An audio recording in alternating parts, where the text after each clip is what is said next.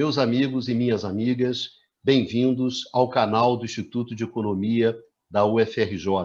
O meu nome é Ronaldo Bicalho e essa é a edição de número 28 do Conversas sobre o Mundo Contemporâneo, que é uma mesa redonda com os professores do Instituto conversando sobre os acontecimentos do mundo atual.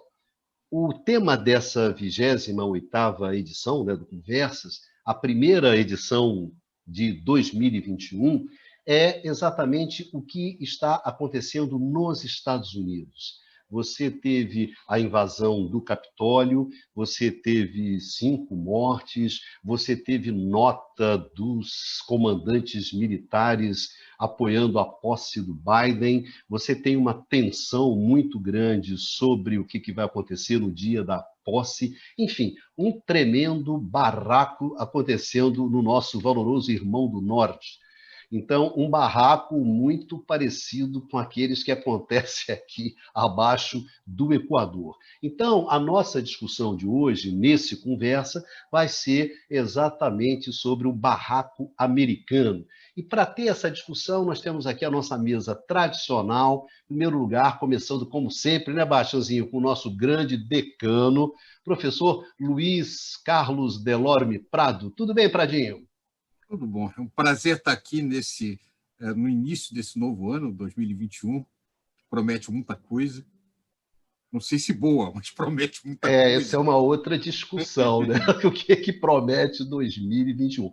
Confesso que fiquei meio constrangido nessa passagem de ano para desejar aos meus amigos um feliz ano novo. Achei que ninguém ia encarar como uma ironia, mas enfim.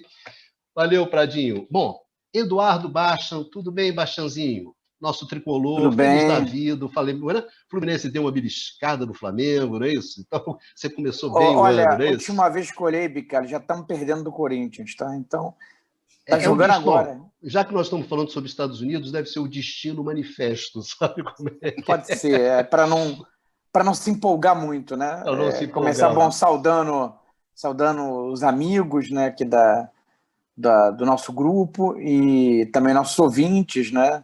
Infelizmente, contexto barra pesada, né?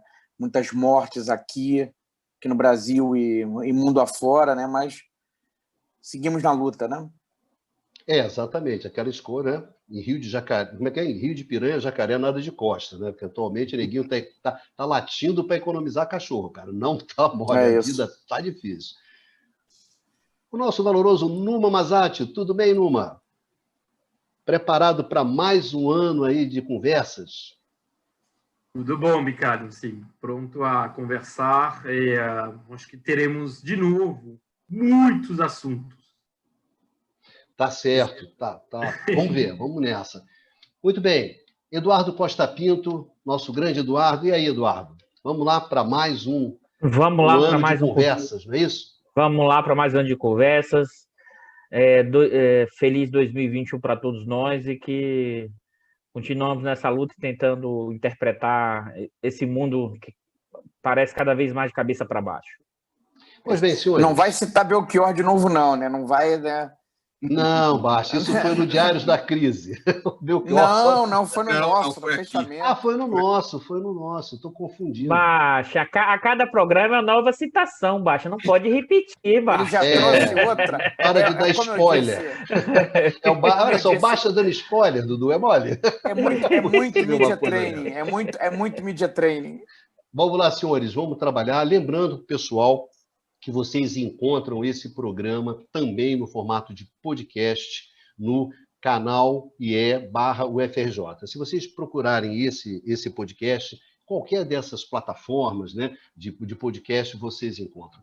Bem, senhores, Pradinho, o que está rolando nos Estados Unidos? Quais são as razões desse barraco, né? Um barraco de fazer inveja a qualquer nação latino-americana. Bicalho, como historiador econômico, você sabe que historiador adora olhar no passado para tentar entender o presente.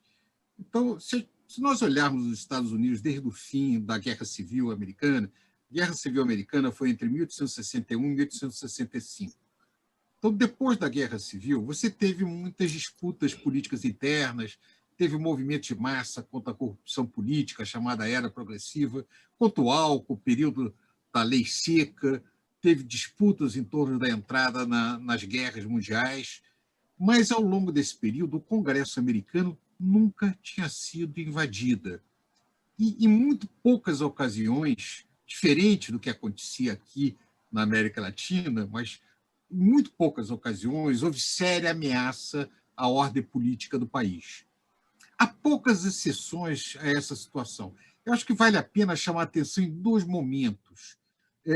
Na controversa eleição de 1876, quando um democrata ganha a eleição popular, mas com 3 estados do Sul, isso é logo depois da Guerra Civil Americana, ainda estava com alguns problemas em torno disso, os estados encaminham uma posição diferente da que foi feita, do que foi votado dentro dos estados, e ganha por muito pouco o candidato republicano.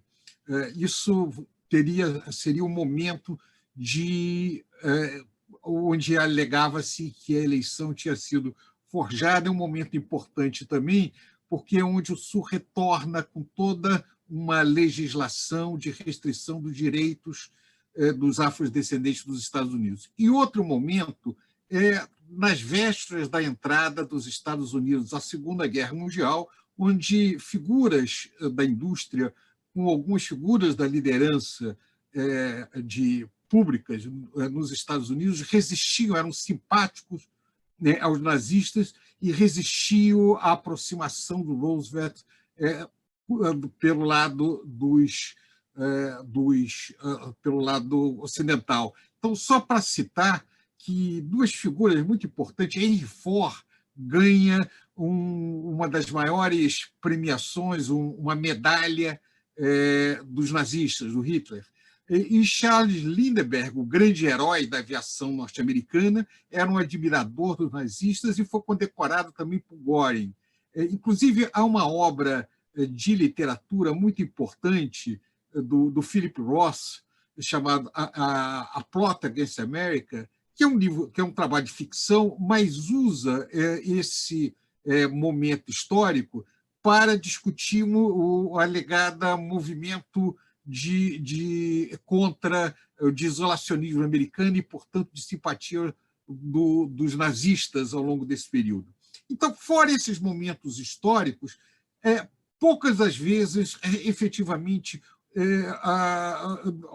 não houve alguma coisa mais grave dentro disso. Então, nós estamos vendo um momento muito raro. Você chamou a atenção na abertura essa carta dos chamados Chief of Staff, quer dizer, os comandantes do conjunto das Forças Armadas Americanas, que fizeram uma correspondência que é pública, né? não é secreta, informando ao seu público interno o óbvio, que um novo presidente que será empossado é o Biden, que a insurreição é crime, que as Forças Armadas norte-americanas têm uma tradição de 250 anos de garantir o governo civil e a democracia dos Estados Unidos. Ora, quando o óbvio tem que ser dito de uma maneira formal, alguma coisa é preocupante. O que eu chamo a atenção em comum nesses 3 casos é que está sempre associado a uma situação econômica complicada. Em 1876, seguia a Grande Depressão do século XIX, de 73.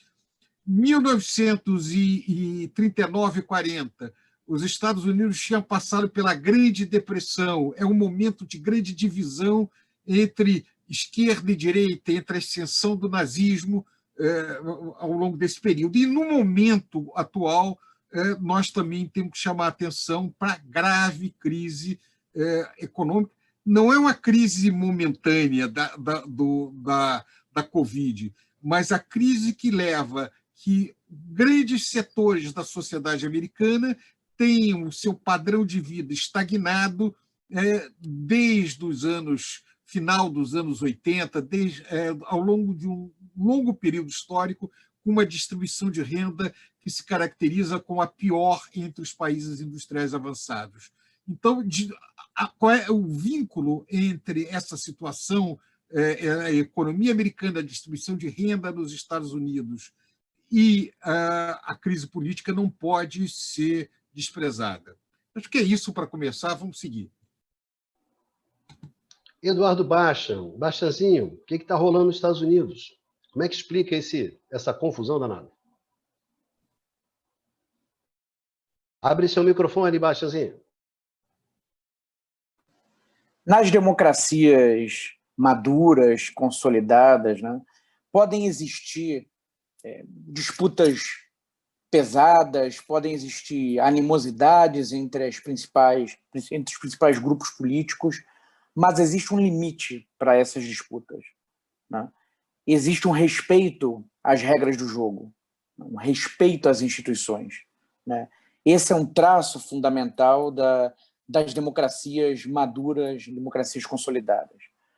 Já nas democracias frágeis, né, e muitas das nossas democracias aqui ao sul do Equador, né, e classificadas pejorativamente, chamadas, né, sob a alcunha de repúblicas bananas, né, já não é bem assim, né? Volta e meia rasga-se a Constituição, né? Há questionamento a resultados eleitorais, há levantes civis militares, tá? Deposição de presidente, deposição de chefes de Estado, tá?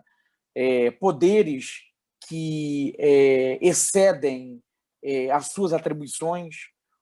Então, quer dizer, esses são traços comuns das democracias fracas, das chamadas repúblicas banana, né? E os Estados Unidos, né, pelo menos os Estados Unidos do pós-guerra, era um caso paradigmático, pode-se dizer, de uma democracia consolidada, né? Tem com as suas idas e vindas, em alguns momentos um pouco mais complicados, mas na história do pós-guerra dos Estados Unidos não tem nada próximo ao que está acontecendo agora, né? Quer dizer, o Trump, já o seu mandato, né, no seu mandato ele investiu já em outros momentos contra as instituições internas, investiu contra as instituições internacionais, multilaterais, né? A gente comentou em programas anteriores, né? Retirou os Estados Unidos de algumas dessas instituições multilaterais, tá? Isso já foi, em alguma medida, surpreendente, né? Foi uma quebra de tendência em relação à história pregressa do pós-guerra dos Estados Unidos, e agora, no seu término, né, ele está pesadamente investindo contra as regras do jogo, né, levantando questionamentos sem nenhuma base, sem nenhuma prova em relação ao processo eleitoral. Agora, chamar a atenção que existem, né, elementos que são da personalidade do Trump, né, um narcisista, enfim, mal perdedor. Agora, ele fez uma votação significativa. Ele foi derrotado nas urnas, mas fez uma votação significativa, tem uma base de apoio, né, e não se sabe exatamente qual vai ser o papel que ele vai assumir fora da Casa Branca, tá? Mas essas pessoas estão aí. Tá?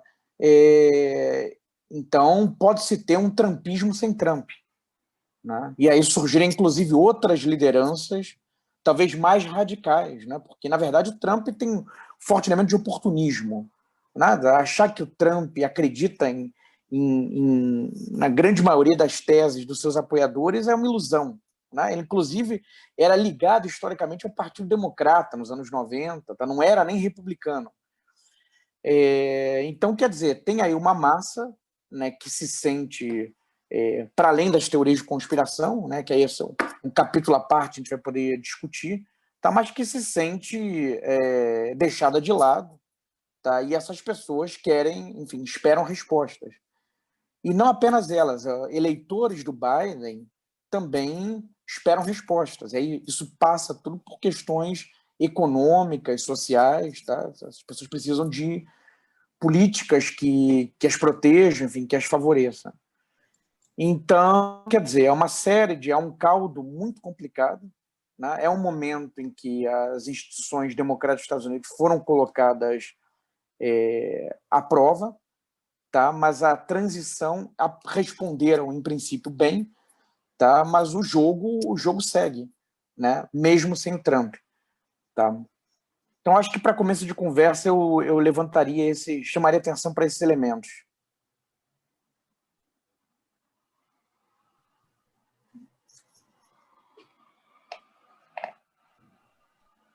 Valeu, Bastianzinho. Numa, quais são os seus comentários sobre o tema? Bicalho, vou ser breve, porque eu acho que a gente já vai depois engatinhar depois da intervenção do Eduardo Costa Pinto para o debate, mas eu acho que, no fundo, os acontecimentos marcados pela invasão do Capitólio, o que isso representa em termos simbólicos na democracia americana, é mais um episódio de um fenômeno que, na verdade, assim, já começou há algumas décadas, né?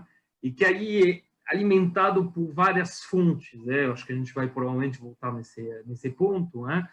Que é uma espécie de politização de uma subjetividade que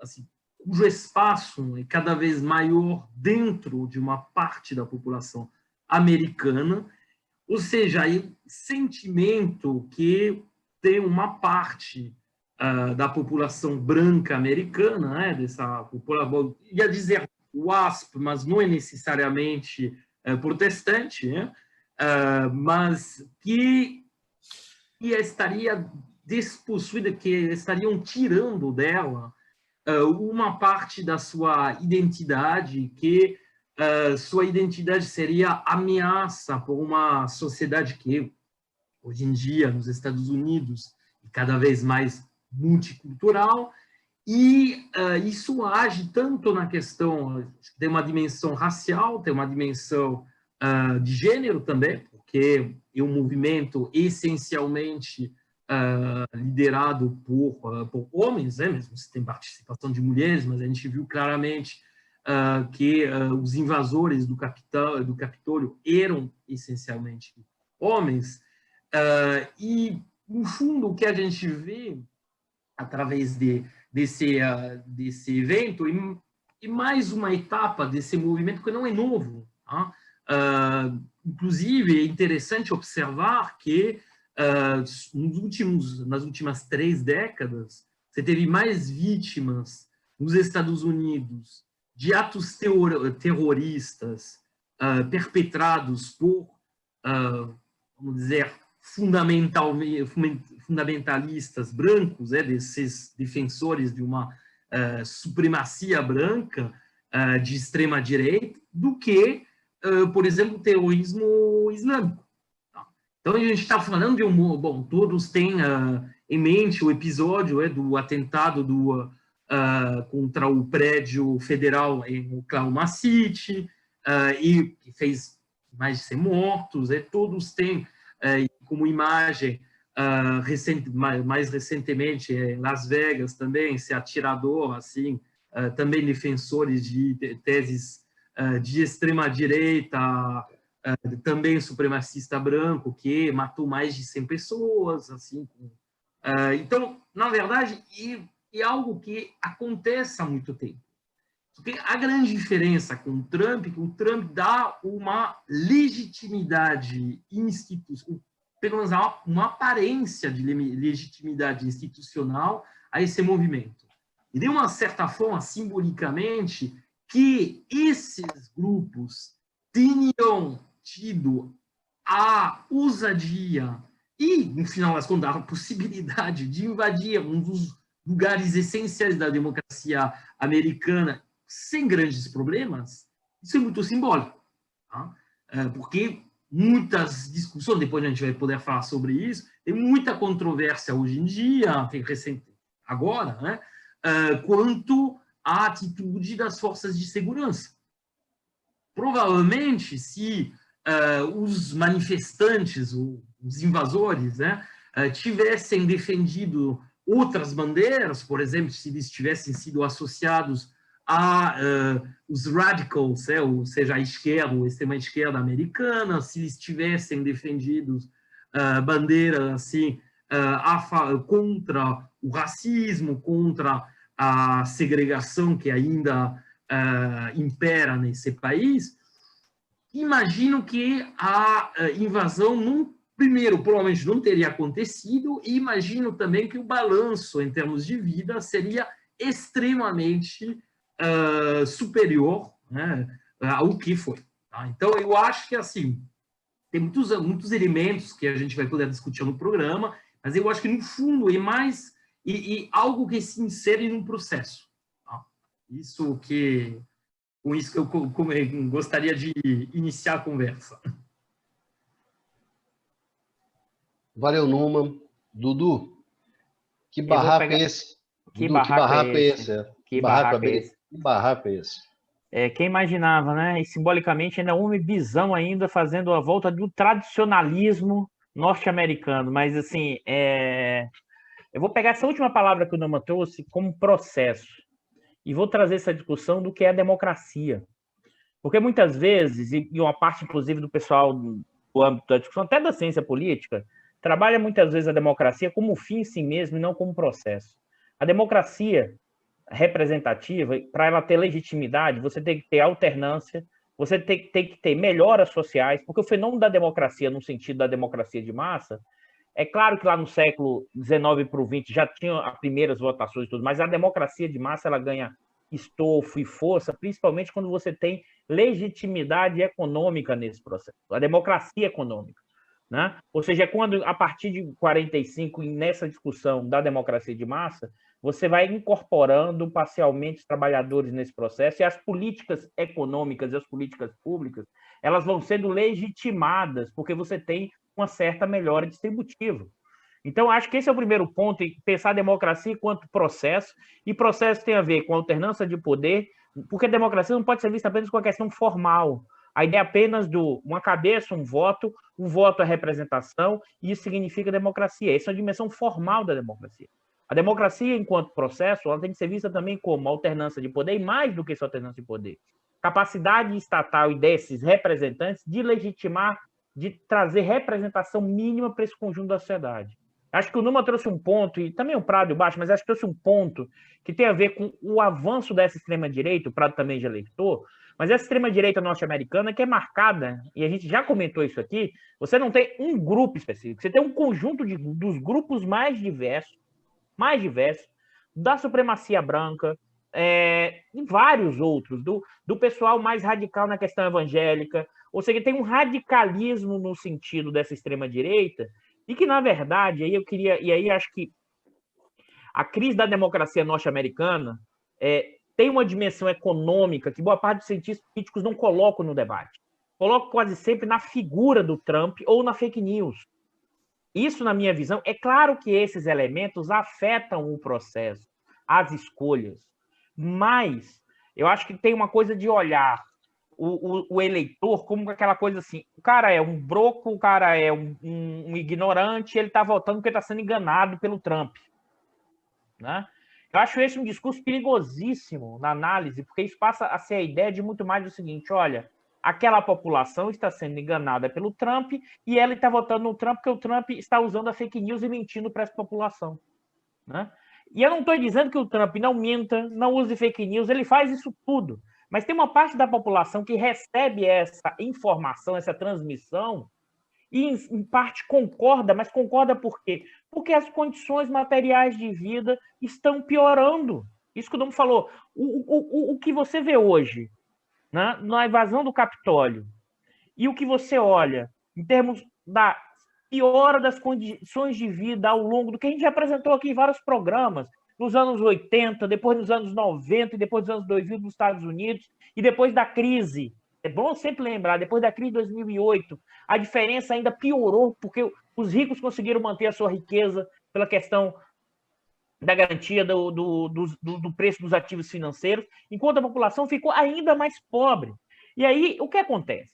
Quando você perde qualquer tipo de horizonte de futuro, de mudança, de perspectiva, você se agarra em qualquer coisa. Vai do Trump a Jesus, ao homem bisão, ao retorno a um passado, né, norte-americano, porque como você não tinha a Revolução Francesa, você volta a um tradicionalismo que foi eliminado, como se fosse aquilo positivo. Você retorna às origens do que alguns cientistas políticos norte-americanos vão dizer do comunitarismo de direita norte-americano, e lá dos anos 20 e 30, que bebe no fascismo, mas é um tipo de fascismo diferente, né? Acho que o Prado também já alertou sobre isso, mas ao mesmo tempo, e aí que eu acho importante, nós vivemos um mundo com elementos dos anos 20 e 30, mas não a forma do fascismo naquele momento e nem a forma de saída da crise naquele momento. E por que eu estou querendo ressaltar isso? Porque essas dimensões aí do que o Trump representa no sentido do antissistêmico, ao mesmo tempo o que ele representa no sentido da conservação e do conservadorismo, aproxima, inclusive, segmentos, né, das Forças Armadas e segmentos policiais. Na hora que você vê lá o policial abrindo, porque essa parte da população, e eu aprendi aí com alguns amigos e colegas que discutem questão militar, o militar ou a Força Armada, por si só, na hora que ele escolhe a corrupção, ele é conservador. Alguém achar que o militar ou um policial militar, na sua grande maioria, é libertário ou tem uma outra visão? Não. A questão é quais são os controles sociais que fazem com que aquele segmento da sociedade não passe a atuar de forma independente. Eu estou falando isso por quê? Porque foi necessário, aí juntando com o que o Prado falou, todo o pessoal das Forças Armadas principais assinar um documento dizendo que vai conter, né? Ou seja, isso é um sinal de uma profunda instabilidade, uma instabilidade da capacidade de controle do Estado norte-americano nesse momento e de como pensar os processos democráticos na transição e, mais ainda, o quanto as Forças Armadas tem uma visão que se aproxima dessa onda conservadora, ou seja, a ideia da conservação dos valores tradicionais. E pela sua própria formação, qualquer militar ou qualquer policial, ele é formado nessa tradição, né? Como diz o Manuel Domingos, o amigo, fala assim, achar que o militar é, por natureza, conservador. Mas, ao mesmo tempo, e para fechar, para a gente continuar o debate, que eu queria ressaltar, é que essa dimensão que vai do homem bisão, né, a própria morte de 5 pessoas é uma tragédia e, ao mesmo tempo, uma sensação de que barraco é esse, porque é um barraco, né? Aqueles fantasiados querendo voltar a um tradicionalismo. Por quê? A minha percepção.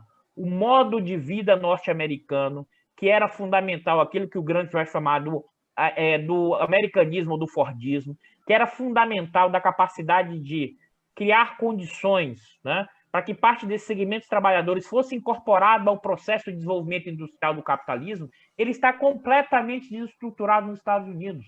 E isso é o gatilho, isso abre um elemento fundamental que vai surgir um descolamento, inclusive ideológico, que vai criar coisas que a gente acha que é surto, e é parte de surto.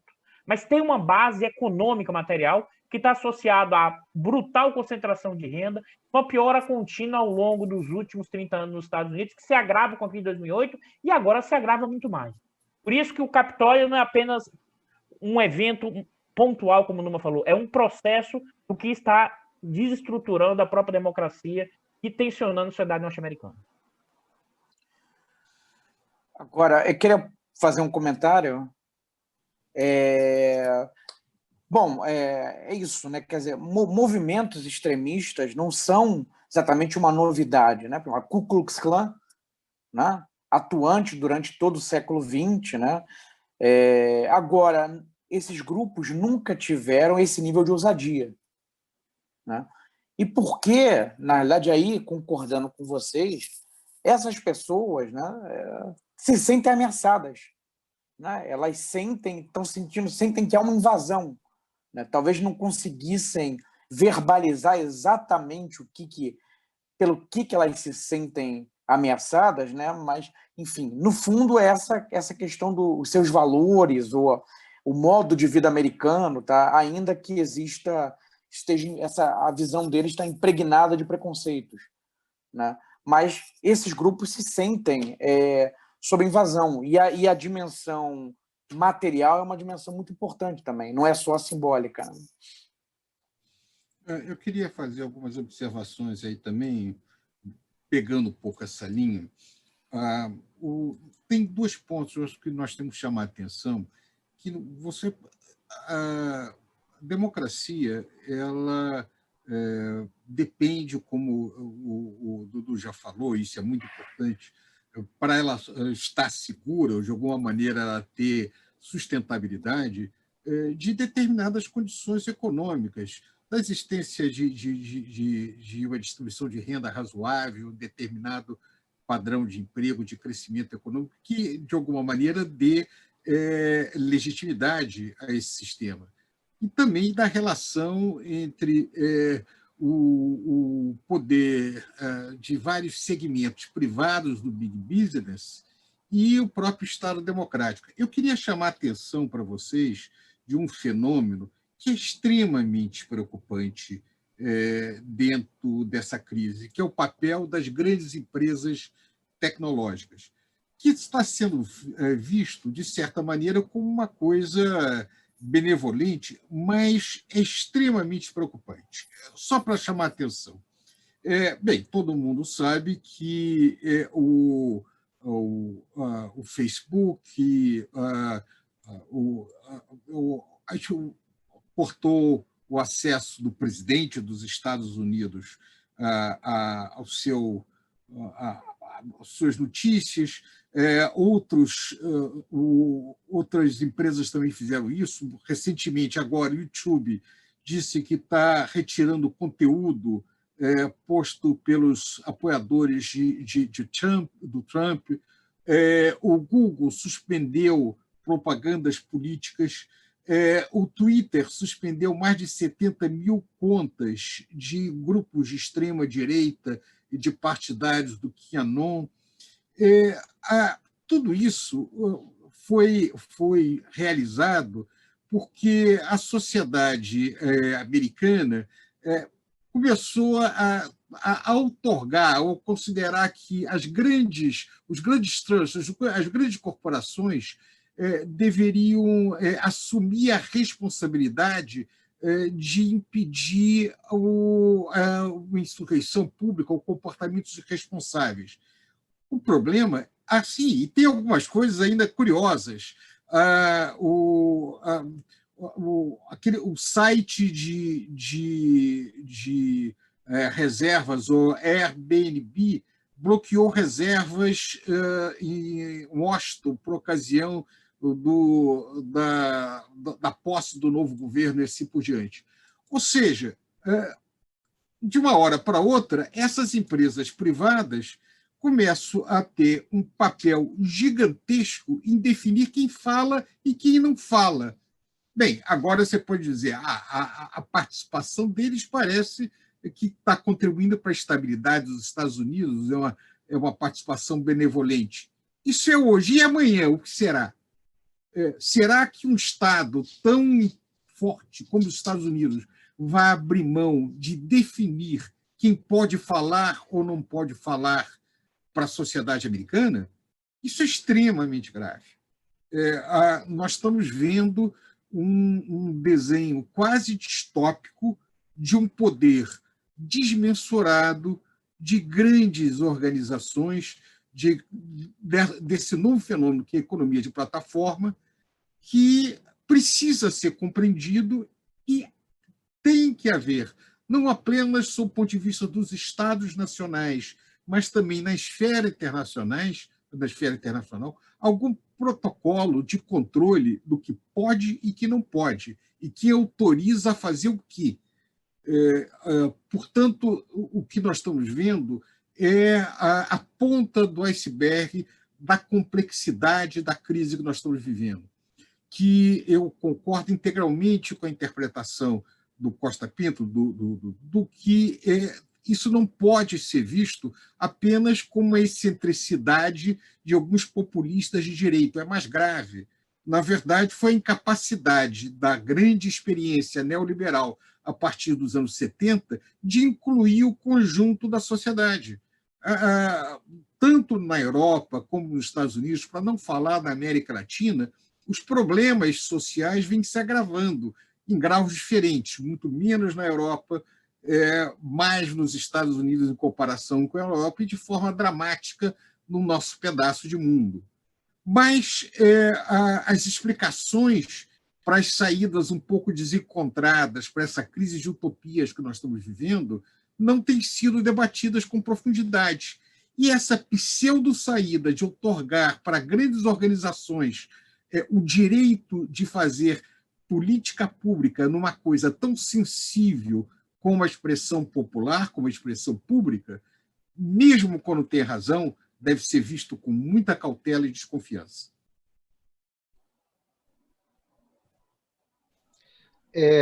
Eu gostaria de fazer uma pergunta que é a seguinte, colocar uma questão para vocês, quer dizer, essa discussão ela acaba batendo numa questão, que é essa questão da relação entre a democracia e a questão econômica. Em particular, você pode dizer assim, no pós-guerra, Prado é um historiador, né? Essa questão da democracia e do mercado. Né? A democracia é o mercado, você antepõe do outro lado o socialismo e regimes que não são democráticos. E a democracia do lado de cá, ela entrega o progresso, ela entrega o avanço, ela entrega a melhoria de vida das pessoas. Né? E isso é muito marcado, vai ali até os anos 50, 60, 70, isso é muito forte. E o que você nota hoje é essa que o Dudu comentou, eu queria falar com vocês o seguinte, quer dizer, é um conflito entre essa etapa que você tem do capitalismo, a aceleração do processo de valorização, de acumulação de capital, gera tensões que dentro da democracia você não consegue responder, ou seja, é justamente essa aceleração desse processo, desse capitalismo, sei lá, 0.0, né, 4.0, 5.0, é que faz com que, na verdade, é isso que está colocando em risco a democracia, e, na verdade, os Estados Unidos hoje é o exemplo mais bem acabado disso? Eu não tenho que falar, então vai, acho que Numa fala. Eu vou começar, aí eu passo a palavra para os camaradas. Eu acho que o Eduardo Bastian também está com várias observações, assim, todos nós, na verdade. Né?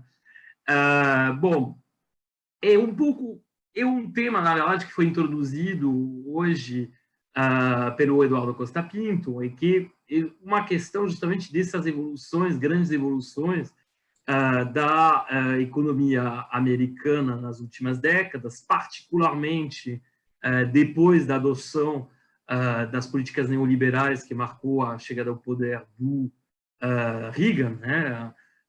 Ou seja, nas últimas 4 décadas houve assim umas mudanças estruturais na economia americana que afetaram, em particular, a distribuição de renda, tá?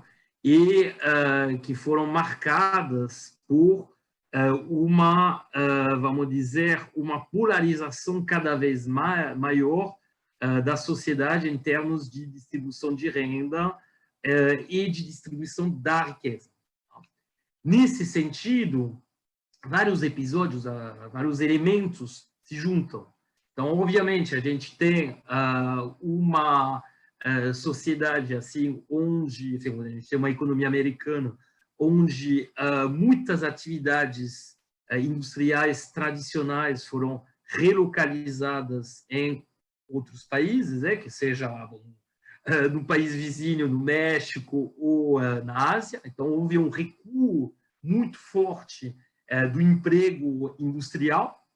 E com esse recuo do emprego industrial, a gente teve assim, uma perda de muitos direitos. Isso é uma coisa interessante. Nos Estados Unidos tem um paralelo que em geral não é feito entre a economia americana de um lado e a economia soviética do outro, e que em ambos os casos muitos dos direitos, que seja assim o acesso à solidariedade, mecanismos de solidariedade, acesso a diferentes tipos de serviços, inclusive a moradia, às escolas, as escolas de qualidade, a educação superior, eventualmente pelos filhos dos trabalhadores, a saúde, obviamente, também. Tudo isso, nos Estados Unidos, sempre foi ligado à empresa. As grandes empresas, e a aposentadoria também, tá? São as grandes empresas que oferecem aquela grande empresa industrial tradicional, brilhantemente descrita pelo John Kenneth Galbraith, no Estado Industrial, que fornecia o acesso, né, a esses bens públicos. Tá? E o problema é que, com o recuo enorme do emprego industrial e até do emprego de serviços, assim, dos empregos de serviços nessas grandes corporações, que externalizam cada vez mais suas atividades e, portanto, assim, fornecem esse tipo de prestações a um núcleo cada vez menor de trabalhadores. Esse American Way of Life, descrito pelo Eduardo Costa Pinto, não é mais acessível por uma grande maioria de americanos. E aí, junto com isso, vem um sentimento de decadência. Tem muitas famílias, por exemplo, onde há gerações e gerações trabalhavam numa determinada fábrica, uma determinada empresa, e havia a possibilidade de, eventualmente, assim, o filho ia se tornar técnico, o neto ia se tornar engenheiro, tinha essa ideia, assim, de, vamos dizer, de ascensão social, e algo que, por muitos americanos, em particular aqueles dessas regiões tradicionalmente industrializadas, e aí a gente pensa, obviamente, na Rust Belt, a cintura como que é em português, Rust? Ajuda a gente. Enferrujado. Isso, a cintura da ferrugem. Então, nessas regiões, em particular, você tem núcleos muito fortes de pessoas que têm a impressão de ter perdido tudo. Perderam o seu lugar na community, na comunidade, perdendo esse emprego, passaram também a não ter mais acesso ao padrão de consumo supostamente, vamos dizer, generalizado e veiculado pela mídia, e ainda mais hoje em dia pelas mídias sociais. Essas pessoas também, no fundo, têm a impressão que seus filhos não terão essas oportunidades, e aí que a gente volta ao que tinha comentado no início, que tem essa ideia que cada vez mais forte nessa parte da população, nesses brancos empobrecidos, que, no fundo, eles foram depossuídos de algo que era supostamente deles. E que isso é culpa do multiculturalismo, isso é culpa das grandes, vamos dizer, de grupos assim indefinidos. Aí tem muita teoria do complô, e como colocou o Eduardo Costa Pinto, bom, isso não tem só enlouquecidos assim, vamos dizer, supremacistas brancos, aí você junta muita gente, tá? Então tem esse núcleo. Depois tem outros núcleos que não são necessariamente conectados a essa realidade social, mas, com certeza, essa realidade social, esses esquecidos do neoliberalismo, constituem um exército que alimenta o trumpismo. E aí a gente não pode esquecer que essas populações são populações que têm uma tradição de luta. Porque essas pessoas, pelo menos os pais delas, às vezes elas mesmas, faziam parte de sindicatos. Eram, inclusive, associados em geral ao Partido Democrata, e tem um histórico de mobilização. Então, e tem a impressão que não tem muito a perder. E esse ato de, vamos dizer, de invasão do Capitólio, de uma certa forma, ele marca assim, mais um nível, em termos assim, de hierarquia, nessa afirmação no espaço público dessas populações que não tinham vozes, que foram abandonadas pelo Partido Democratas, que, no fundo, assim, não se sentiam representadas e pelas quais, de uma forma muito, obviamente, problemática, o Trump pareceu dar de novo um protagonismo, dar de novo um lugar. Então, basicamente, era... aí vou passar a palavra para quem quiser, Eduardo Bastian, que era justamente falar um pouco sobre essas questões de distribuição de renda, um tema que ao qual você é bastante afeiçoado. Eu fazer ter uma digressão um pouquinho mais ampla, né?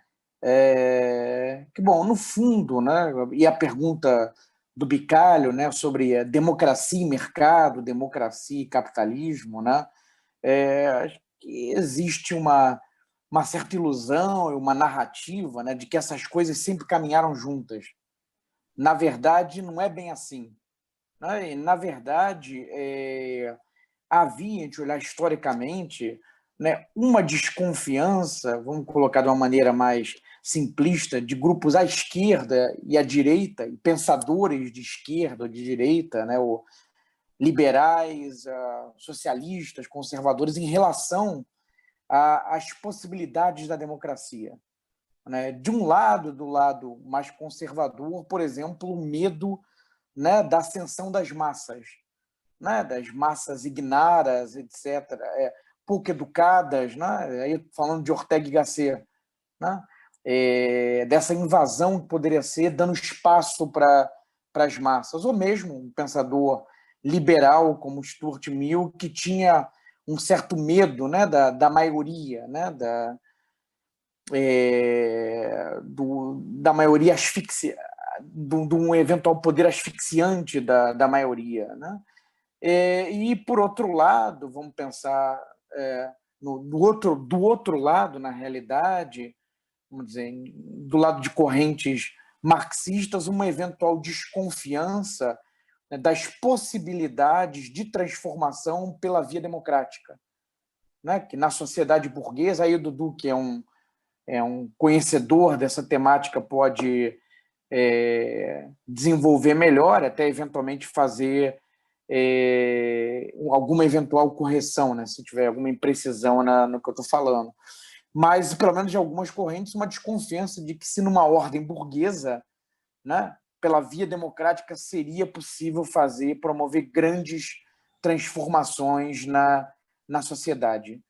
Né? Uma fase em que há essa conjunção de democracia e capitalismo, mas com uma dimensão, digamos, de ganho e incorporação, foi no pós-guerra, pelo menos na experiência europeia, né, em que é uma fase de crescimento com redistribuição, com ganhos para os trabalhadores, tá? Seria um período benigno, mas que entra em contestação, na forte contestação a partir dos 70, 80, isso ganha muito vulto nos anos 90, com a década neoliberal, enfim.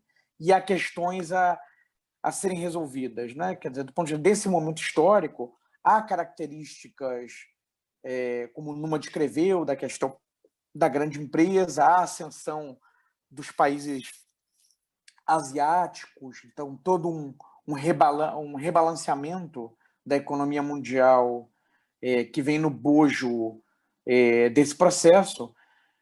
Então, todo o período histórico tem características próprias, mas, na verdade, recoloca um problema que não é de hoje, né? Ainda que tenha, digamos, algumas feições próprias dessa fase, desse período histórico. E aí um ponto que não apenas eu, mas outros colegas aqui da nossa conversa têm chamado a atenção, vem sendo a incapacidade dos partidos tradicionais, né, das social-democratas, ou de centro-esquerda, ou de esquerda, né, de atender a essas reivindicações, e, em particular, de atender os perdedores do processo de globalização. Né? Esses partidos incorporaram fortemente as pautas identitárias, que são importantes, né? São importantes, mas deixaram de lado a dimensão social, né? As pautas sociais, as pautas voltadas para os trabalhadores. Então, essa massa, né, e muitos empreendedores, ou que pelo menos sentem uma deterioração do seu padrão de vida nos últimos anos, aí chama atenção, isso não é um fenômeno americano, né? Se encontra em vários lugares do mundo ocidental, tá? Não se sente mais representado por esses partidos e começa a buscar alternativas, né? Naturalmente. Agora, há aí uma contradição, porque, inclusive, essas pautas identitárias, né, que os partidos de centro-esquerda passaram a defender fortemente, em alguns casos é o que restou de pautas progressistas por parte deles, na verdade, ela não é bem vista por alguns eleitores tradicionais lá do passado desses partidos, do movimento trabalhador, que são muitas vezes muito machistas, né?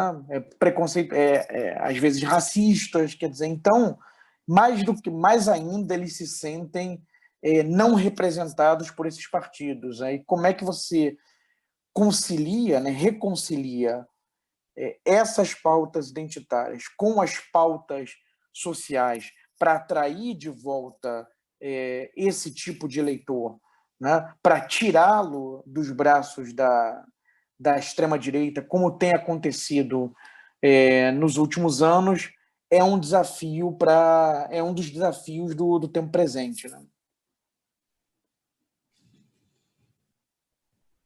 Quer comentar? Não, eu queria uma questão, queria até colocar para o Costa Pinto. Dudu, eu estava pensando no seguinte, por exemplo, você tem a gente aqui conversando, identificando, olha, você tem problemas que são problemas complicados, problemas difíceis, quer dizer, você tem que reinventar a democracia, ou reinventar esses sistemas partidários que você tem hoje, porque eles não são capazes de dar conta do que está acontecendo. Quer dizer, as pressões são muito grandes e o sistema não está suportando essas pressões. Acho que o caso americano, o caso europeu também não foge tanto disso, de algumas situações que, digamos assim, demonstram que a fadiga, né, digamos, desse sistema, da maneira como foi montado.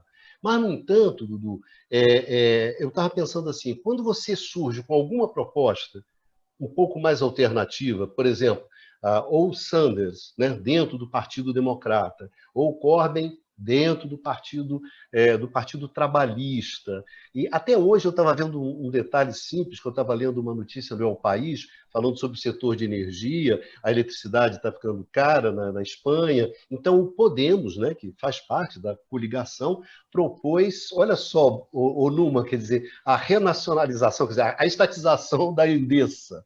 Aí veio o pessoal do PSOE, né? Não, o que é isso? Pelo amor de Deus, não me fale nessa coisa. Ou seja, sempre essa dificuldade. Temos todos esses problemas? Temos. A democracia está tendo problema? Temos. Discursos liberais sobre, temos que repensar. Mas na hora do vamos ver, aí você sai, não, peraí, isso aí não.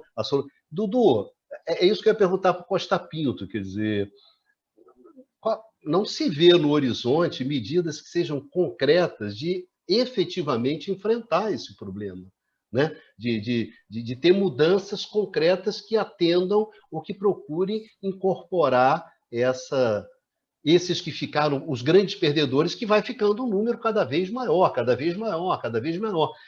Como é que é, Dudu? O capitalismo é isso mesmo? Pau na máquina. E vamos que vamos. Eu acho.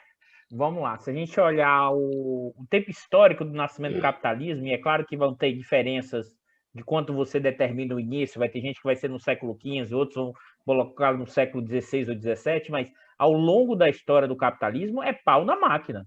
É aumento da exploração, aumento da coerção, e se você puder, você faz no controle na porrada. O problema é o quê? A partir do momento que você incorporou uma parte de uma população a um padrão de consumo, e depois você diz assim, meu filho, acabou, agora você não tem mais, nem você nem seus filhos, a capacidade de manter o controle social, a dominação, a legitimação, passa a ser cada vez mais pela coerção.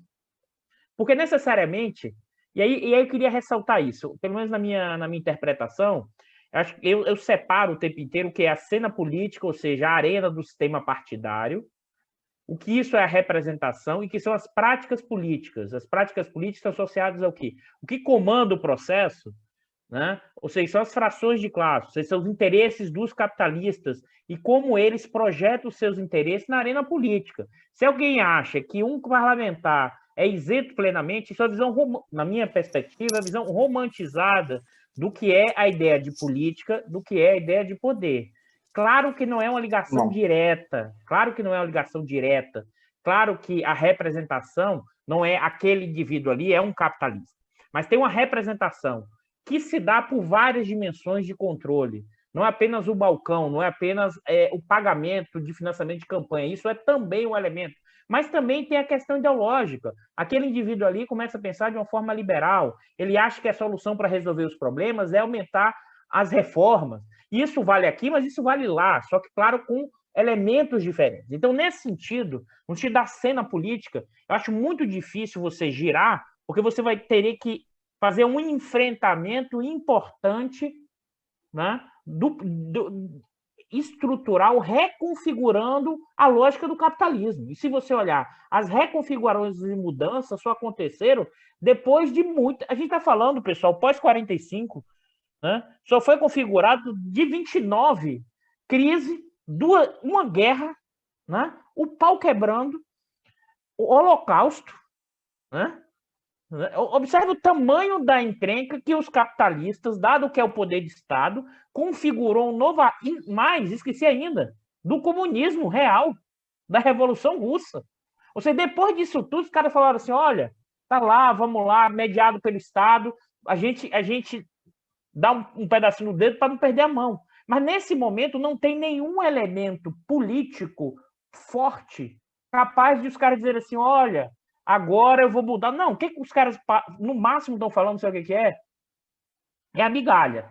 É tipo assim, pô, isso pode dar um problema, mas quem vai começar a doar? Doaçãozinha ali, doaçãozinha aqui. Claro que em escala isso parece gigantesco, filantropia, fundações, mas se você pensar estruturalmente, isso não resolve. Então, eu não vejo num cenário de curto prazo, né?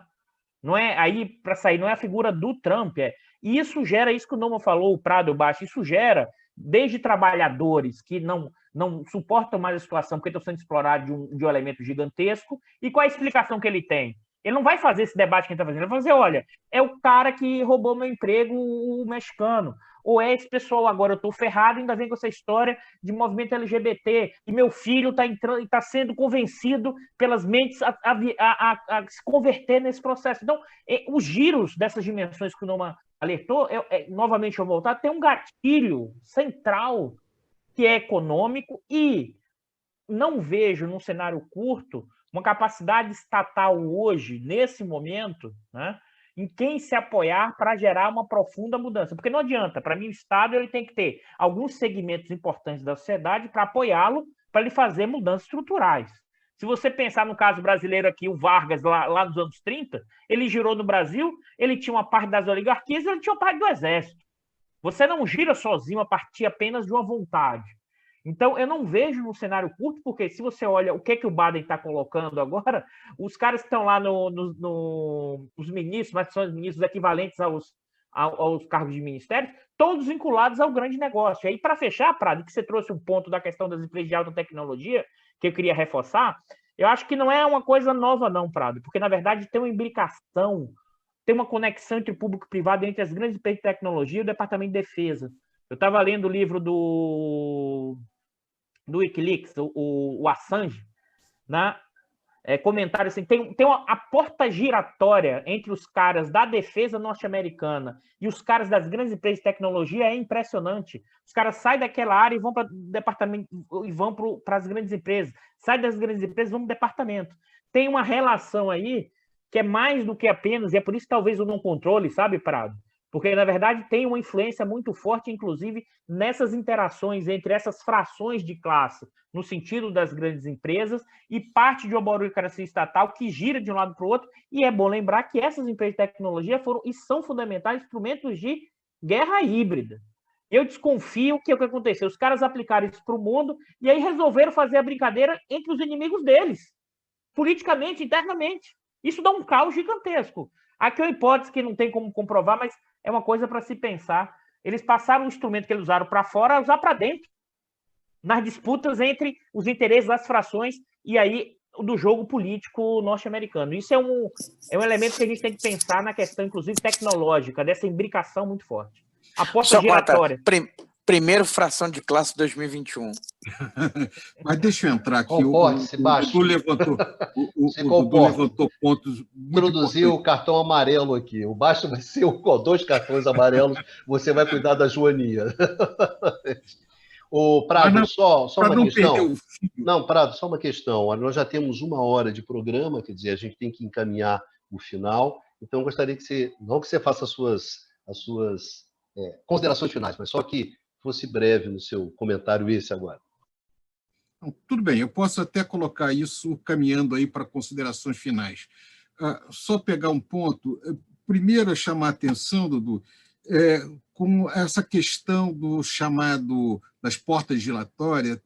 Tem um livro muito interessante do Mike Lofgren, chamado The Deep State, que faz um estudo muito detalhado da questão dos lobbies e das relações entre o complexo industrial militar com o capitalismo nos Estados Unidos, que vale a pena ser lido para quem tem interesse. Mas eu queria pegar um pouco esse ponto que foi levantado primeiro pelo Baixa e depois você aprofundou, com a questão da democracia e do capitalismo. E aí eu vou, embora eu não discorde inteiramente do que você falou, eu também não concordo inteiramente. Parece que eu estou um pouco escorregadio, mas Rapaz, momento Caetano de Pradinho. Mas a questão é o seguinte: a agenda de reformas foi retirada da esquerda e levada para a direita. Reformas sempre foi instrumento de avanço da esquerda desde o início do século XIX. Só para pegar um pouco esse ponto, no início do século XIX, Lord Macaulay, ele falando contra a democracia, a agenda dos cartistas britânicos, eu por acaso recolhi aqui, ele fez uma declaração muito interessante. Há muito tempo eu estou convencido que as instituições puramente democráticas devem, ou cedo ou tarde, ou destruir a liberdade ou a civilização, os dois. Eu não tenho a menor dúvida que um governo puramente democrático levaria os pobres predar os ricos ou ao final da civilização. Ou então a ordem e a propriedade ser salva por um governo militar forte e a liberdade perecer. Então, você pega, no início do século XIX, a profunda desconfiança com referência à democracia. Quando você pega, na segunda metade, como você mesmo colocou no século XX, mesmo em setores tradicionalmente conservadores americanos, a defesa enfática da democracia. E, para pegar um autor, um sociólogo conservador, vamos dizer, da agenda da defesa da modernização nos Estados Unidos, que é Lipsen, ele fala a seguinte coisa, que no mundo moderno, o desenvolvimento econômico envolvendo industrialização, urbanização, elevado padrão educacional e crescimento sustentado, ele é uma condição básica para a sustentabilidade democrática. Ou seja, democracia é uma marca de eficiência desse sistema. Ou seja, a democracia foi um instrumento também que representava ou era visto como um elemento do sucesso do capitalismo, pegando o ponto que o Bicalho falou. O capitalismo era vendido como um sistema que era bem sucedido sob o ponto de vista econômico e entregava também democracia. Ou seja, eu não vi, a questão é que a democracia não está garantida pelo capitalismo, mas também ela não é contraditória com o capitalismo. Desde que você consiga, através dos instrumentos democráticos, força política para impor à minoria, e eu chamo a atenção que a minoria dos mais ricos e donos de capital, a regulação necessária para limitar o seu poder político e a sua capacidade, aí sim, de predar a maior parte da sociedade. Então, o temor não é que os pobres predam os ricos, mas, ao contrário, da predação dos ricos pelo conjunto da sociedade, usando o aparato público para isso. E isso, uma democracia ativa pode encaminhar para resolver. A meu juízo, de alguma maneira, nós temos que botar de novo na mesa uma agenda de reforma. Não reformas conservadoras, reformas liberais, mas reformas de retomada de direitos, de restrição do poder das grandes corporações, de imposto de renda progressivo, que foi a palavra de ordem da construção de uma sociedade mais harmônica no pós-guerra no mundo ocidental.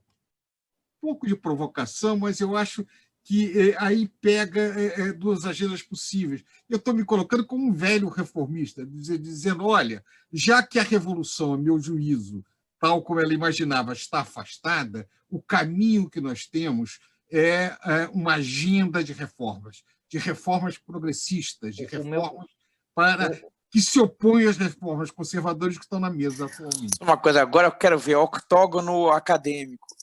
Não vou falar. O Bicalho não deixa, eu só vou dizer. Eu não vou deixar que eu vou. Eu falo isso no final.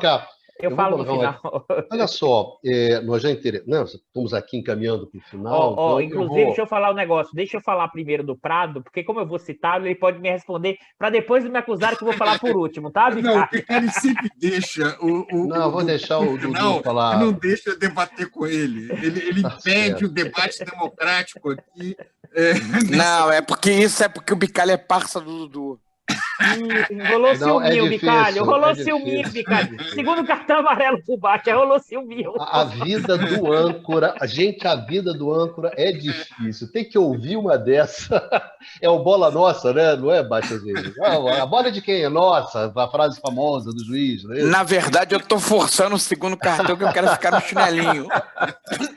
Tá certo. Olha só, senhores, para terminar, eu gostaria de fazer uma questão para vocês. Ela não é uma questão simples, mas eu acho o seguinte: o pessoal que acompanha a gente, que fica aqui ouvindo essa discussão, né, que está interessado em saber o que a gente acha sobre isso, é claro que uma questão que deriva dessa discussão, é claro que tem algumas coisas sobre o Brasil, é evidente, né? Em todas essas discussões, os programas, tudo que você lê, sempre tem algum capítulo, mas quais são as consequências disso para o Brasil, etc.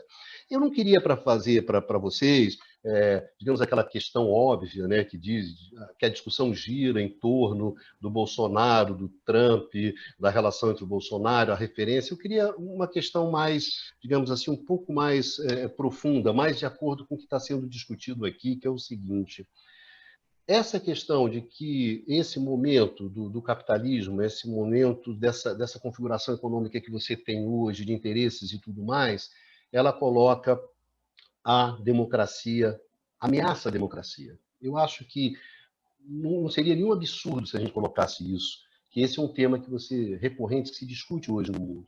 Mesmo os liberais, né, Prado, discutem isso. Há uma preocupação com isso. A questão que eu não queria que respondesse em termos do Bolsonaro, não é a figura do Bolsonaro, que eu acho que é só uma... Não é a questão fundamental, é esse momento da economia brasileira, esse momento do capitalismo brasileiro. Tá certo? Não o Bolsonaro, não quero o Bolsonaro, eu quero a aceleração das propostas neoliberais, a aceleração da redução do desmonte do Estado. Isso não é Bolsonaro, isso vem antes do Bolsonaro. A partir de 2016, você faz uma inflexão profunda. A partir dessa inflexão, aqui também a gente teríamos uma questão como essa, quer dizer, essas opções econômicas colocadas dessa forma, na verdade, ameaçam a democracia. E muito mais do que talvez o Bolsonaro, ou o Bolsonaro apenas faz parte disso. Começaria com você, Dudu, primeiro lugar, para o pessoal poder depois te descascar, entendeu? Começar com você. Entenderam, senhores? Eu não quero simplesmente a questão do Bolsonaro, eu quero, como economista, vocês não quero a discussão simplesmente do negacionismo, etc. Não, eu quero a questão real mesmo, da economia, do que rola, daquilo que vocês entendem. Tá. Eu vou responder, mas antes eu vou fazer a provocaçãozinha do Prado, depois eu sei que ele vai me responder. A gente tem convergência... Olha só, Dudu, você também leva cartão amarelo, entendeu? Não é só o Baixa, não. Aqui não tem... Eu não sou compista de ninguém, não, viu, Baixa? Vou dar um cartão amarelo pro Dudu também. Vai lá. Você vê como esse bicalho é autoritário. Mas deixa eu explicar, porque isso tem a ver com a resposta que eu vou dar depois. Porque tem a ver com uma visão, uma interpretação, por exemplo... O que é um projeto na mesa para colocar, como o Prado falou, é fundamental, principalmente a gente olhando o campo acadêmico. Mas o quanto isso significa uma força estatal a partir do voto eleitoral e que isso significa uma mudança estrutural, essa é a divergência que eu tenho com o Prado. Eu acho que tem, para mim, o poder político ou o Estado tem uma autonomia menor do que o Prado acha que tem, na interpretação dele e na minha interpretação. E são visões, para vocês entenderem, isso tem a ver, inclusive, com a capacidade maior ou menor a partir de uma burocracia, de um projeto, isso avançar. E por que isso tem a ver com a discussão que o Bicalho perguntou? Porque eu acho que nesse momento, e aí não vai na discussão do Bolsonaro ou de quem está apenas ali, é evidente que a equipe econômica do Bolsonaro e a equipe técnica do Bolsonaro é uma chacota, né?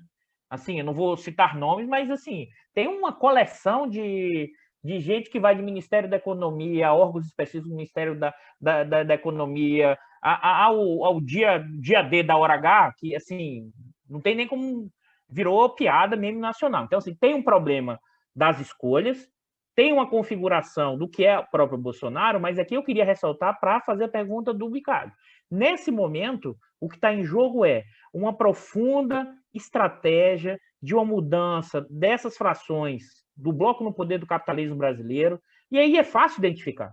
É uma fração bancária financeira, a gente está falando dos grandes proprietários de Itaú, Unibanco, a gente está falando de grandes proprietários associados ao varejo, a grandes proprietários associados ao agronegócio, e esses caras estão buscando destruir qualquer elemento da nossa, vamos dizer assim, do nosso estado de bem-estar social frágil que existia na Constituição de 88, que era fragilíssimo. Por quê? Porque o direito era só associado a quem tinha carteira.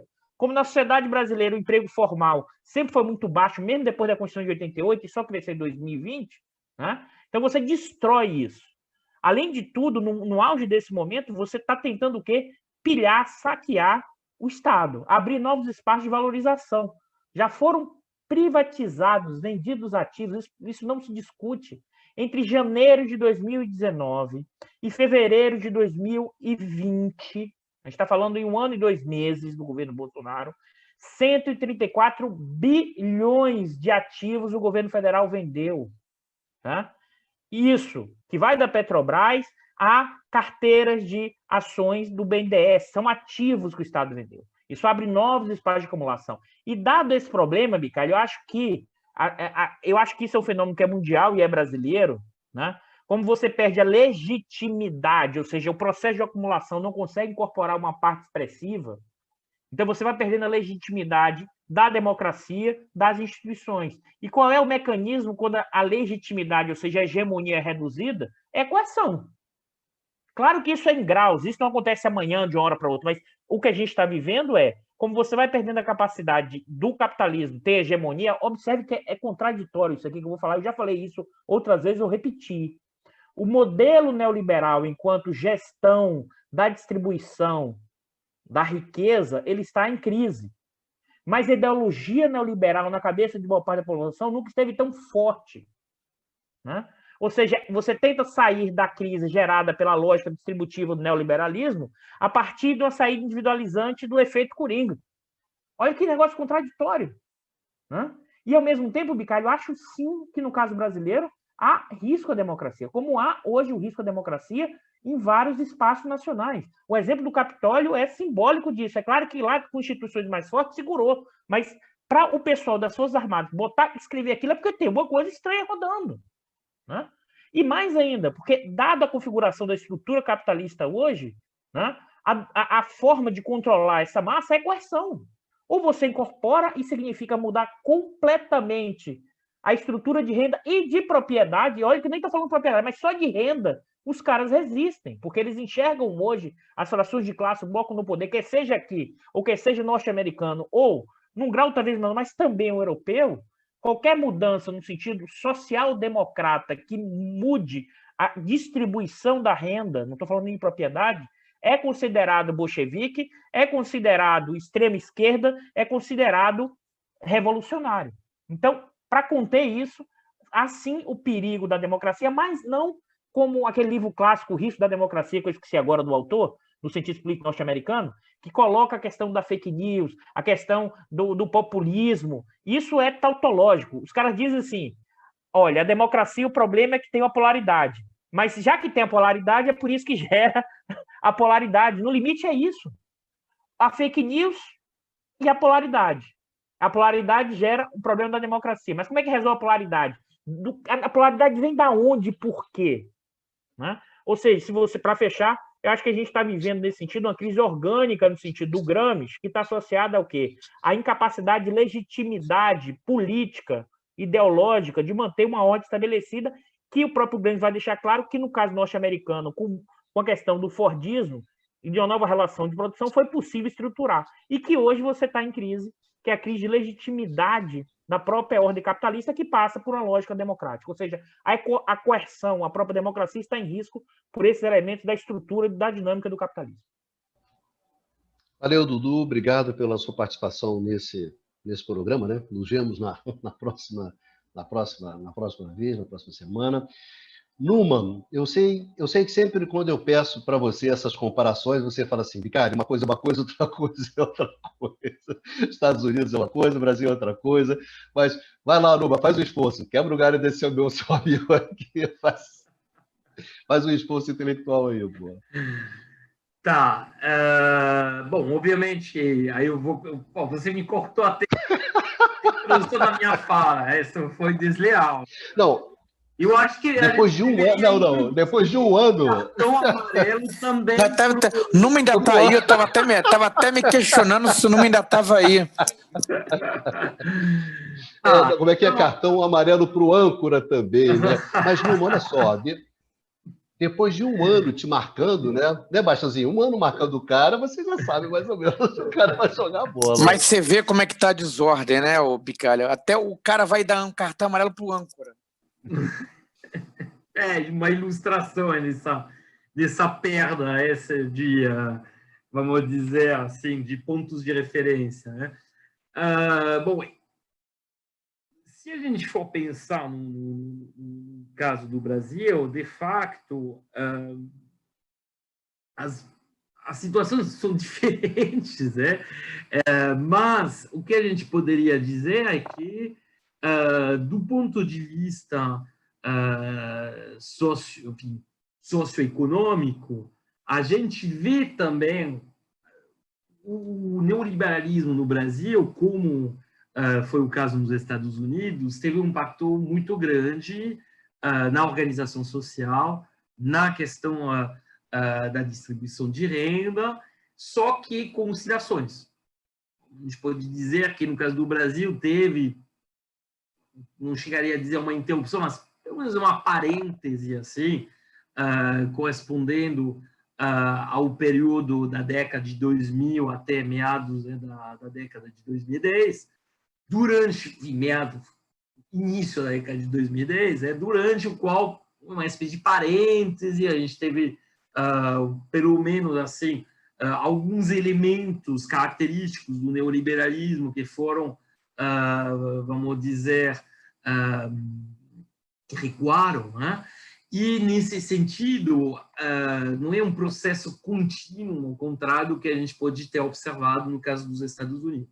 Porém, em termos de elementos similares, né, a gente pode falar do impacto sobre o sistema produtivo, né? A gente vê acontecer no Brasil também um fenômeno assim de relocalização de atividades industriais tradicionais para outros espaços. Bom, a atualidade, inclusive, trouxe a saída da Ford do Brasil, depois de uma presença de produtiva de décadas e décadas.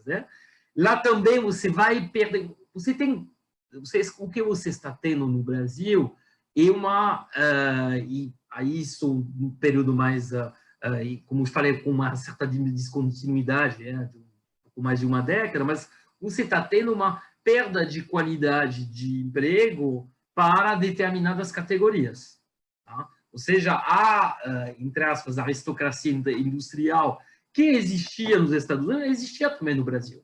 Se a gente for pensar, por exemplo, no ABC, em São Paulo, ou em polos industriais, por exemplo, no sul do Brasil também, em Minas Gerais, enfim, em vários espaços do país, a gente vê que há um recuo desse emprego industrial de qualidade, que era também associado a conquistas, vamos dizer, salariais e outras, vamos dizer, e outras vantagens sociais, e a gente vê uma precarização do trabalho.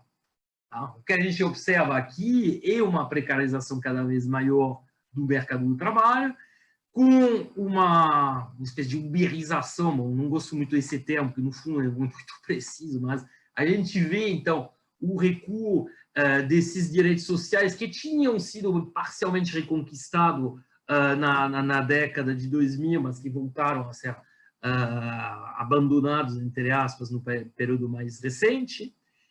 Isso, obviamente, alimenta, num país, vamos dizer, uma grande instabilidade em termos de, vamos dizer, de adesão política. Bom, a gente poderia, e a gente provavelmente falará muito mais sobre isso, mas tem uma coisa certa, é que, no caso do Brasil, que tem uma estrutura institucional menos sólida, menos testada do que os Estados Unidos. No final das contas, o Brasil tem depois do fim da ditadura, assim, passaram só 3 décadas e meio, então, mas a gente observa realmente que há atualmente uma dificuldade, no caso do Brasil, de ter um horizonte democrático preciso. Você ter umas forças que apareceram, que se afirmaram, que, apesar de terem se afirmado através do processo de eleição, no fundo, recusam uma parte das regras do jogo. Então, você tem um cenário que, como aquele dos Estados Unidos, extremamente confuso. Tá? Mas a diferença essencial, que, a meu ver, existe, que, bom, os Estados Unidos, apesar dessa dificuldade, apesar dessa força da extrema-direita, elegeu um presidente, bom, cujo programa certamente não o coloca como um grande esquerdista, mas que é muito mais progressista, ele representa uma ruptura progressista em relação à presidência do Trump. Tá? Bom, no caso do Brasil, não é exatamente o que tem acontecido, a gente tem visto, pelo contrário, o avanço das pautas, vamos dizer, conservadoras, das pautas neoliberais. Aí, bom, eu vou entrar nas coalizões de poderes que são apontados pelo Eduardo Costa Pinto. Ele já falou amplamente sobre isso, mas, no fundo, o que a gente observa é que tem umas alianças e geometrias variáveis com conteúdo ideológico que, na parte assim, puramente política, não é tão claro. Né? Você tem aí conservadores nos costumes, mas que se juntam a pessoas mais liberais no costume, mas que têm em comum uma visão retrógrada do papel do Estado, sobre as questões distributivas, sobre, no fundo, o único assim, ponto em comum que a gente vai encontrar entre todos aqueles que atualmente estão, o que já foram, o que estão ainda aliados assim em poder no Brasil, e que no fundo assim eles têm uma visão assim extremamente neoliberal da economia, se recusam a aceitar políticas distributivas, no fundo, assim, aproveitam a situação, essa confusão política que se criou para avançar sistematicamente essas pautas, reforma trabalhista, reforma da Previdência, inclusive durante a pandemia, né, porque, bom, já que ainda estamos, infelizmente, nessa urgência sanitária, a gente observa a mesma coisa. A gente observa que tem elementos assim, por exemplo, a possibilidade de diminuir o número de horas de trabalho e de diminuir salários em termos nominais, algo que, supostamente, é proibido pela Constituição de 88. Tá? Então, no fundo, eu acho que, assim, tem elementos em comum entre Estados Unidos e Brasil, mas a gente tem que tomar bastante cuidado, porque as situações estruturais, até o nível de desenvolvimento econômico, de forma geral, é diferente. Porém, assim, apesar desses elementos, assim, desses elementos diferentes e do que a gente podia observar em comum, infelizmente, no caso do Brasil, a tendência não parece ser tão promissora quanto o que a gente pode observar nos Estados Unidos, onde, apesar de tudo, um governo relativamente progressista nas questões domésticas, né, foi eleito. Então, é isso que eu gostaria de frisar. Valeu, Numa, muito obrigado. Viu? Você respondeu. A minha provocação. Obrigado, constrangido. Docemente constrangido, né? Bastianzinho, e essa questão? O momento brasileiro, o momento da economia brasileira, o momento do capitalismo brasileiro, a democracia. Eu sei, a pergunta é cascuda, eu sei, Baixa. Não, vamos lá. Vamos nessa. Só antes de eu responder, fazer uma brevíssima observação, que parte das minhas observações da minha fala anterior vem de um livro muito interessante da Shari Berman, que chama O Primado da Política, tá? Não, acho que não tem tradução, esse foi uma tradução livre, né, que eu fiz aqui do nome em inglês. Acho que não tem, o livro não foi traduzido no português, mas é um livro bem interessante. Bom, procurando responder agora a provocação do Bicalho, né? Se nós virmos o Brasil, né, de 30 para cá, 30, na verdade, Vargas chega ao poder por meio de um golpe, né? Que depõe, enfim, impede a posse daquele que seria o presidente que tinha sido eleito, né? Vargas perdeu nas eleições. Depois tem um golpe no golpe que estabelece aí sim uma ditadura para valer, a ditadura do Estado Novo, de 37 a 45. Aí vem um interregno democrático, um ensaio democrático que nem chega à maioridade, né? Que vai ali de 46 a 64. Mais 21 anos de ditadura. Tá? E aí começa, enfim, a nova república, de 85 para cá, e já tem 2 impeachments. Né? Ou seja, né, na realidade, né, democracia não é muito nosso forte, né? Infelizmente. Tá? A gente não tem uma tradição democrática. Então, para começar numa comparação com os Estados Unidos, né, quando você parte desse tipo de tradição negativa, é claro que uma democracia como essa em princípio, mais frágil. Tá?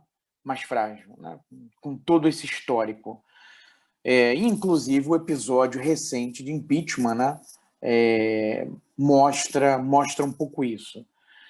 Tá? Agora, um outro elemento, né, que é particular do Brasil, que não houve nos Estados Unidos, foi a Operação Lava Jato. Né?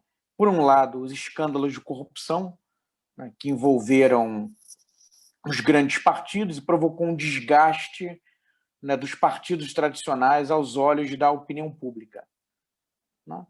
E favoreceu aquele que conseguiu se apresentar como outsider na última campanha eleitoral, né? Ainda que não fosse, né, alguém que estava já há 25 anos, 30 anos participando da política, né?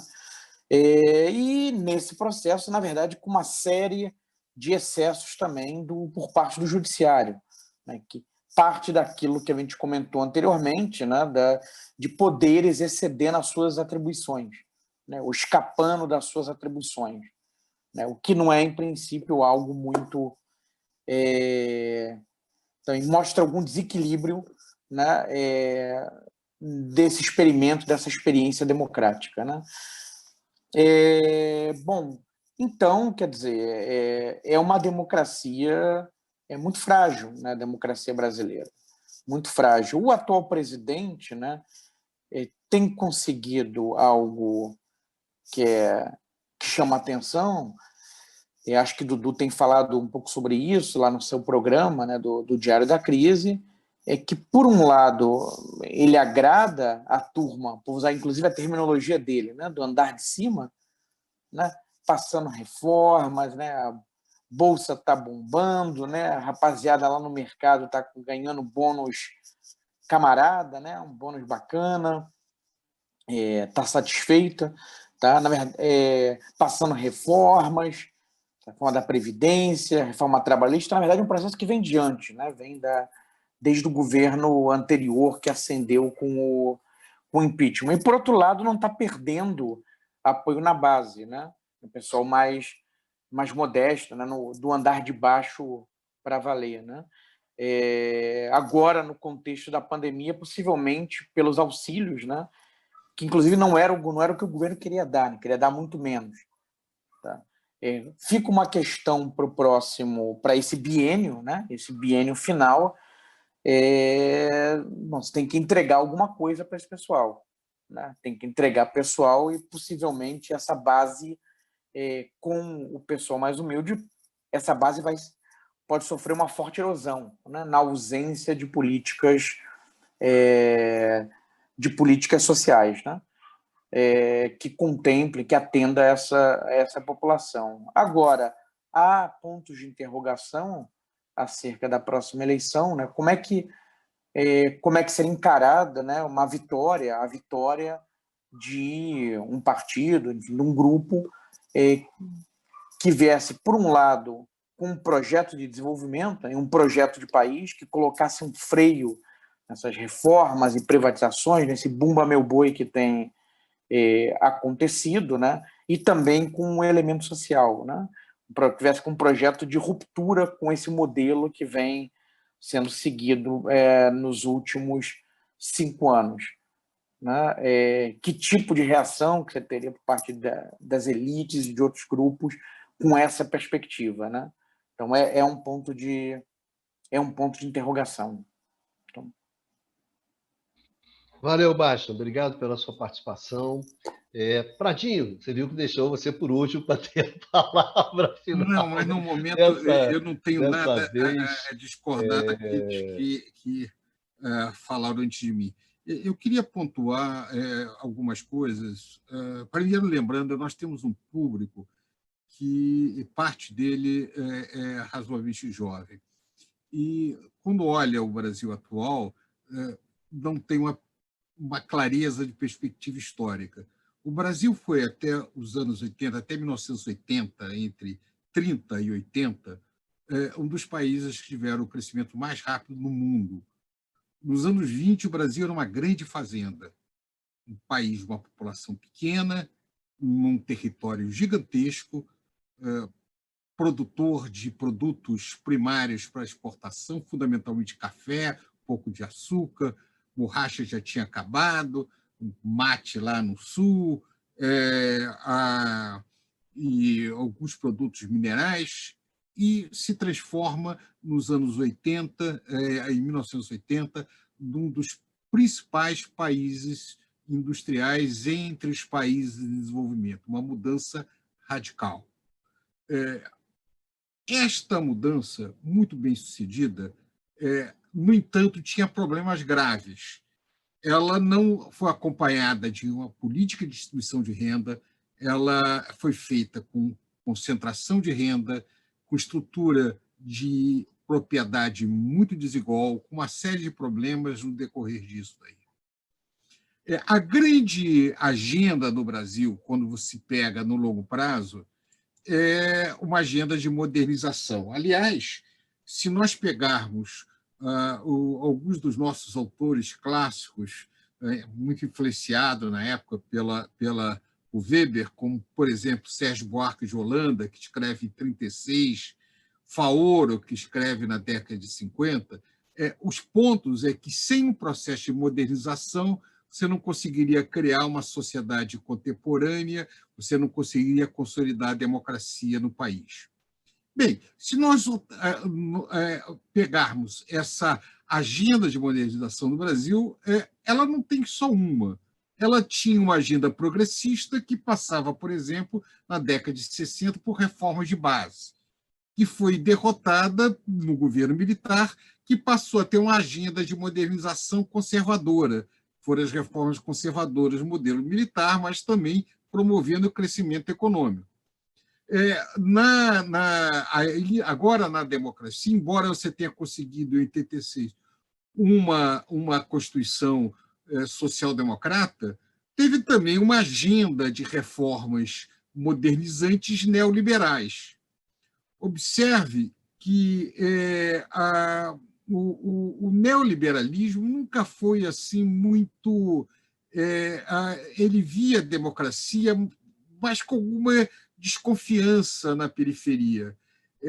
Só para citar dois autores que tinham uma visão que via a democracia como um certo problema na América Latina, Guilherme O'Donnell, que escreve em 73, ele tem um livro famoso que é Modernização e Autoritarismo Burocrático, e próprio Dorbush e Sebastian Edward, em 1991, escreve um livro chamado de Macroeconômicos ao Populismo em Latinoamérica. Esses dois grupos de autores, eles temiam de que a questão democrática podia, de alguma maneira, atrapalhar as reformas econômicas e, de certa maneira, toda a agenda do neoliberalismo é retirar as questões econômicas da agenda democrática, porque eles temiam que a democracia traria sempre populismo e rating-seeking. Então, a ideia de bancos centrais independentes, de agências reguladoras independentes, de âncoras legais, como limite de gasto, seria retirar da democracia questões que, de certa maneira, na visão deles, atrapalhariam o avanço dos negócios, o avanço das reformas liberais. Mas, de qualquer maneira, é uma agenda de modernização. O que nós temos hoje no Brasil é uma derrota da agenda de modernização. Depois da chegada da grande recessão no Brasil e do fracasso da agenda pós-neoliberal, dos governos do Lula, principalmente Dilma, de superar os grupos de interesse tradicional, os setores agrários, a política clientelista tradicional, os grupos religiosos evangélicos, levou pela primeira vez, desde a década de 60, nós temos um ataque articulado contra a agenda de modernização no Brasil. Pela primeira vez, nós temos isso. E a ideia dessa turma que chega é tentar transformar o Brasil de novo na grande fazenda que ele era antes dos anos 30. O grande problema é como fazer isso com uma população de 220 milhões de habitantes. Só é possível fazer essa utopia regressista com profundo autoritarismo. Essa agenda é incompatível com a democracia. Então, o que eu vejo no momento é que, se de alguma maneira nós não recuperamos a reconstrução de uma agenda que inclua oportunidades de emprego, para uma parte grande da população que está excluída, que se incorpore uma agenda de distribuição de renda, nós teremos sucessivas crises de instabilidade.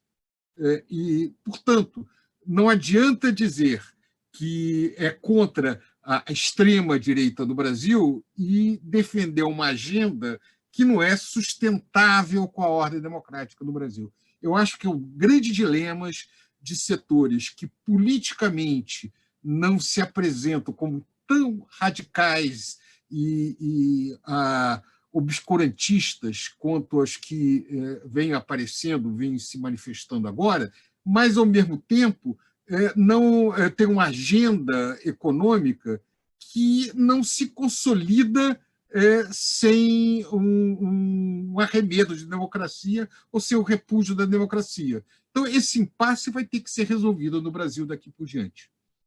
É isso, eu acho que daria um programa inteiro só para discutir esse ponto, mas o Bicalli já está me olhando com aquele olhar de já acabou teu tempo, vamos seguir adiante.